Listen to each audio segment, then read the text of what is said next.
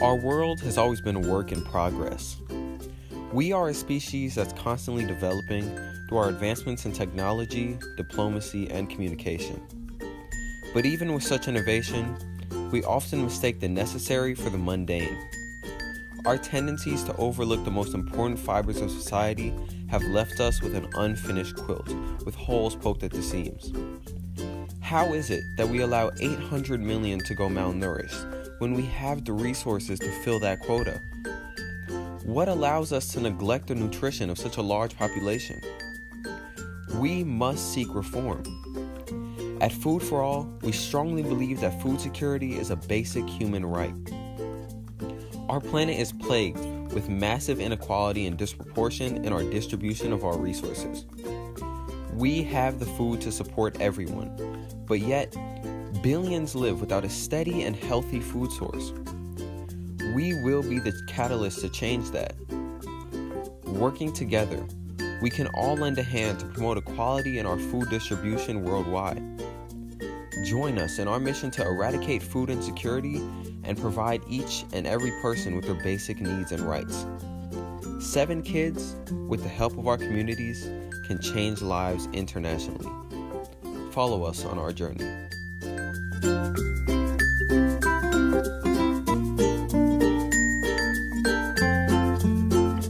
Hi, my name is Adam McGuire and I'm a part of the Food for All organization based out of Chicago, Illinois with my partner Atiya Ibrahim. And the city of Chicago is in a unique situation.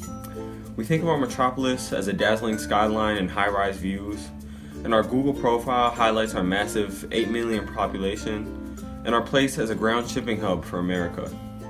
But venture to the south side and we catch a glimpse of the reality for many. The Inglewood community is gripped by poverty. As a student in the area for 5 years, I've witnessed a struggle that people face daily. The fear of going hungry without meals to eat, and a stomach-twisting thirst that can no longer be quenched by a Wildwood soda.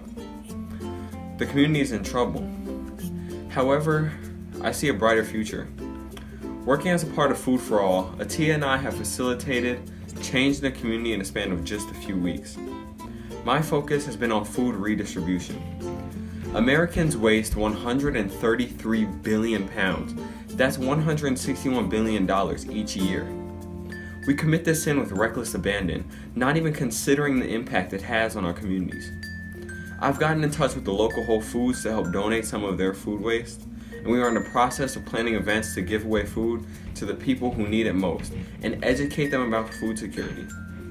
I also hope to open a farmer's market when the weather improves and use the platform Whole Foods has to spread the word citywide.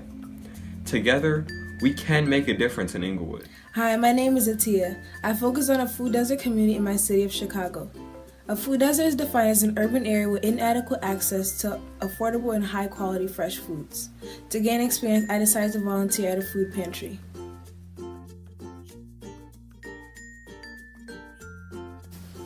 So those are some of the people that I work with at the food pantry. I noticed that a lot of people who came in could not write their signatures on the sign-in sheets that were provided, and this lack of knowledge or this lack of education showed through in the food choices that they were making.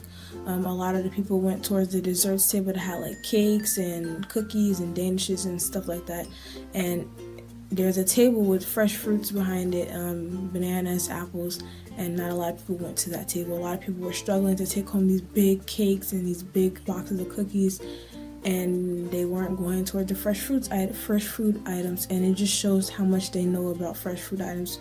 They're not presented with the opportunity to have access to fresh foods normally, so that they're not used to it, and they're used to like unhealthy and cheap foods, so that's what they'll go to. It really shocked me, and it just shows that we have to educate people. We have to let them know that this is what they should be going to. This is their right as humans. They should have access to fresh and healthy foods. At my school, to raise awareness, we're doing a food drive between the days of February 5th and February 9th. Every day we'll try to announce a different food insecurity fact to let people know, to raise awareness about food insecurity and to tell students how much of a problem this is. The winning advisory or homeroom will win a pizza party, and we just hope that it can encourage students to give back to their communities and help solve the food insecurity problem.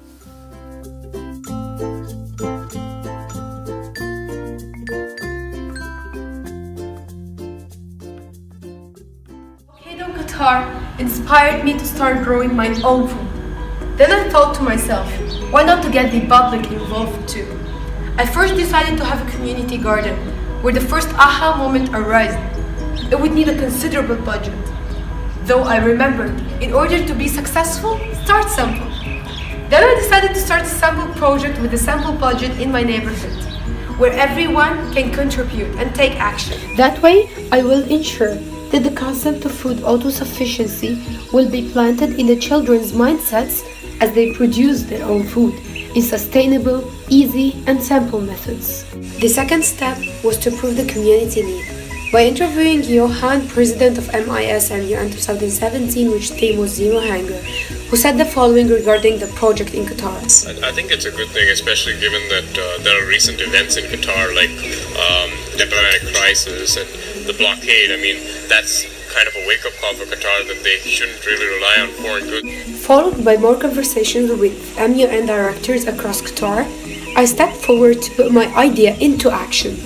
While launching the project a few days ago through the assistance of young volunteers aging between 10 and 12 years old, I appreciated their enthusiasm about helping the other kids while taking action, and felt the great impact my idea left in their minds and souls about hearing from them about their talks with their peers and friends on the project and its importance to everyone. I also felt the impact of the project on myself. I've learned a lot about gardening as well as improving my speaking and communication skills while talking to other group members and the kids in the project, and most importantly, while preparing for the school's presentations scheduled in mid-Feb. However, the blockade was my inspiration source. I'm sure that the project will be the key to resolving the current crisis in the whole country, as Qatar is already heading forward in the same direction.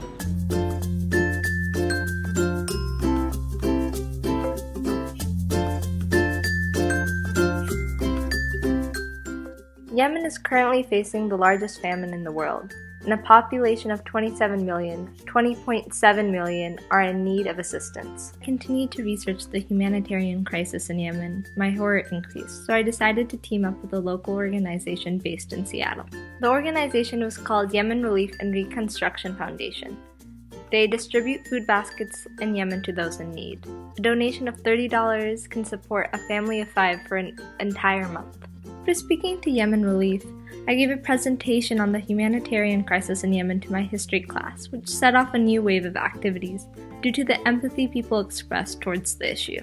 I went to my high school's marketing classes to find people who would be interested in helping. 2 girls responded and created this logo for the Yemen organization. I then contacted a local business who agreed to sell Yemeni goods while spreading awareness to the crisis and donating part of the proceeds to Yemen Relief and Reconstruction. Part of the issue surrounding the crisis in Yemen is the lack of awareness and funds, so I decided to tackle both.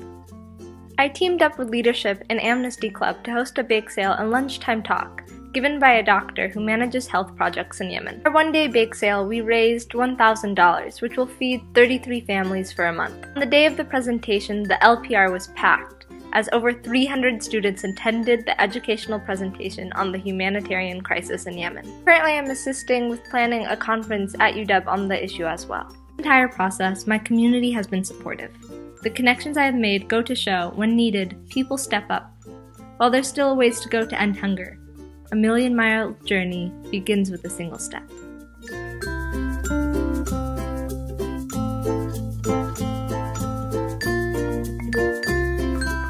Ziad Cohen, and I'm part of SDG 2 Food for All, part of the Sustainable Development Goals. When I was doing my community walkabout, or even researching online about the most troubling problem that grips Los Angeles today, it's hunger and the redistribution of food, which is very uneven in this city. After consulting with many friends, family, and close people that I know in the neighborhood that do not really have much, such as Jonathan, who told me his everyday struggles to find what to eat or even put on the table just for himself, I was just certain this was a major problem, and I had to do something about it quick. In order to achieve my goal, I needed help. So I partner with 2 mosques and 2 churches in my community and neighborhood, and also partner with 2 food pantries and 1 food bank.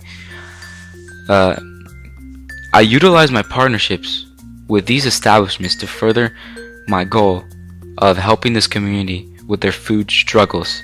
I got permission to set up boxes at the mosques and churches and local businesses near my area for my fund drive that would support my food drive in the end with the food banks. While doing my project, I raised well over $750 and don't expect to stop. I plan to raise $1,000 by the end of February or mid-February and donate it as a joint community effort by everyone in the neighborhood to the local food pantry and branch out to the other parts of LA and help other impoverished areas that cannot fend for themselves and have a high homeless rate, which causes food malnourishment or food redistribution problems. Thank you.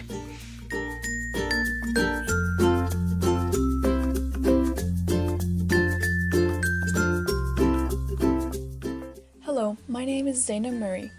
In early November, I found out about what the community need was when I volunteered with an organization called Hike to go to Clarkston, Georgia and deliver foods to the needy by hand. I didn't realize the struggle until I saw it for myself. And what motivated me to address the hunger issue in the project was that day. All the families who gave me hugs were in tears of joy. After this experience, my eyes were open to the problem and I decided to do something about it.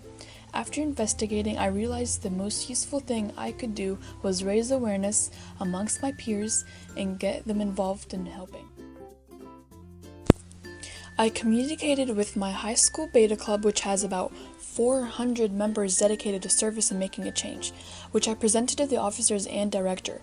I told them about my experience and how I felt and how big the problem is. I decided to do something about it, and I made a plan for a food drive that would mobilize everyone in the club. After getting approval from my school, I set the plan into motion. On January 31st, I will speak to all 400 members and present my food drive challenge. The challenge is that for every 4 ingredients brought in, 1 service hour will be awarded, and the only way for the hours to count is if they stay after school the day after the drive is over to sort, package, and load onto trucks. The top 20 students that donate the most will win a pizza party. I hope to collect over 200 pounds of food from the food drive. The donated food will go to my partner organizations called Atlanta Community Food Drive and Medina Food Pantry to distribute to the less fortunate families in Atlanta. If it all goes well, this project will be repeated every winter. This project so far has taught me to be a more responsible individual and to speak up about issues like hunger in the community. And of course, I learned many new things from my group members because of how diverse we all are. We live all over in different states, which helped each of us learn to communicate using new technology, coordinating across time zones, new culture, and learn different styles of leadership, even different steps to take on how to improve our projects.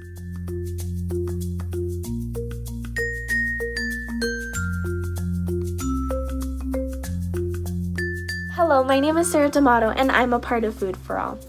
When I was first asked to find a problem in my community, I immediately thought of the large homeless population in my area. Here in Tucson, Arizona, many people aren't financially stable and prices for nutritious foods are just way too expensive. So after really looking into my community, I realized the most effective way to handle this situation would be to start a community garden. Before I began building the garden, I needed approval from my school. But after weeks and weeks of talking to administration and making contracts, yes, I made contracts, I finally got approved. The main reason I decided to build a garden at my school was so that it could inspire others and get them involved in their community, because I myself didn't see this as a problem until I looked deeper. I started to inform organizations at my school like National Honor Society, Arabic Honor Society, Gardening Club, and Art Club of the garden so that we could all make a change together.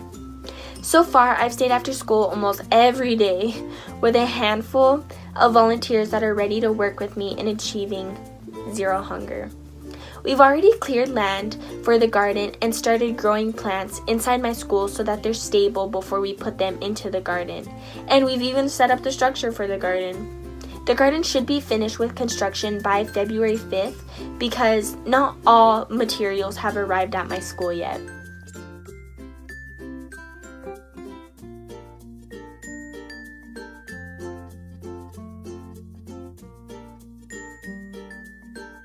Throughout this process, I've really learned what it's like to be under pressure and also experience new things. It was hard communicating with my group because we lived all over, not just the United States, but also Qatar.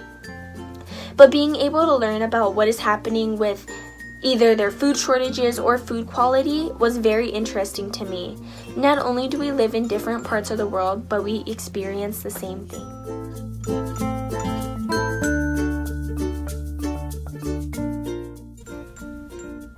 Community is at the heart of all of our efforts. We hold a firm belief that in order to solve a problem, it's not enough just for our group to care. We need the world behind us. One mind at a time, we will foster widespread awareness, and we will take action. So we call the youth to action too. Come with us. Build a community garden. Host a food drive for the hungry.